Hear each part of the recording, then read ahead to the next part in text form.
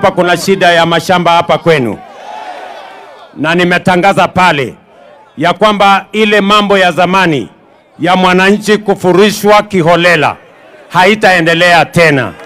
Tumesema lazima kuwe na utaratibu. Hata kama mwananchi amekaa mahali ambapo hapafai, lazima tufuate sheria, tuhakikishe ya kwamba mwananchi ametafutiwa sehemu mbadala. Ndio tuhakikishe ya kwamba tunasonga mbele tukiwa pamoja. Mimi nataka niwaambie vile vile watu hapa Kayole Central hatujawaacha nyuma. Hata mkimuuliza mbunge wenu, nilimpatia mbunge wote wa Nairobi. Hata mbunge wenu nilimpatia milioni 58 ajenge madarasa ya watoto wa hapa Kayole. Tunaelewana jameni? Na sisi tumekubaliana. Munisikize vizuri. Mimi nikiwa kiongozi wa taifa hii kwa mapenzi ya Mungu, nimesema Kenya hii tunataka tushirikiane. Ni mapenzi ya Mungu. Hakuna jamii iko katika Kenya hii kimakosa. Hakuna jamii iko Kenya hii kwa mwaliko wa mtu yeyote. Hawa jamii zote za Kenya wako Kenya hii kwa mapenzi ya Mungu. Na mimi kama kiongozi wa Kenya, mimi nimesema nitaunganisha jamii zote za Kenya. Tufanye kazi na viongozi wote, tuwatumikie wananchi wote wa Kenya bila ya kuwabagua, bila ya ukabila, bila ya chuki, bila ya mambo ya kubaguzi, kwa sababu Kenya ni moja na ni nchi yetu na ni mapenzi ya Mungu sisi wote tuwe katika taifa hii la Kenya. Mimi nawauliza jameni, watu wa Kayole, munasema tuungane ama tutengane?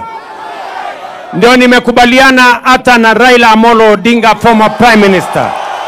Tumekubaliana na yeye ya kwamba hatutaki ukabila Kenya, hatutaki siasa ya chuki Kenya, hatutaki siasa ya migawanyiko Kenya. Inaturudisha nyuma, inatugawanya, inaingiza chuki katika taifa letu la Kenya.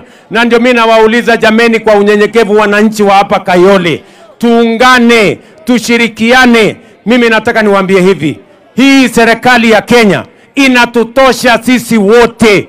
Sio lazima jamii moja iondoke ndio jamii ingine ingie. Sisi wote tunatoshea hapo ndani. Jamii zote za Kenya zinaweza kushughulikiwa mahitaji yao na matakwa yao na serikali hii ya taifa letu la Kenya.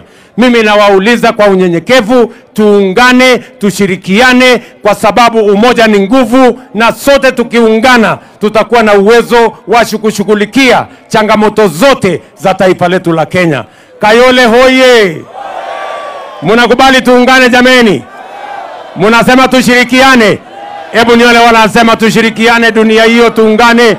Basi mimi hapa niko na viongozi wengine.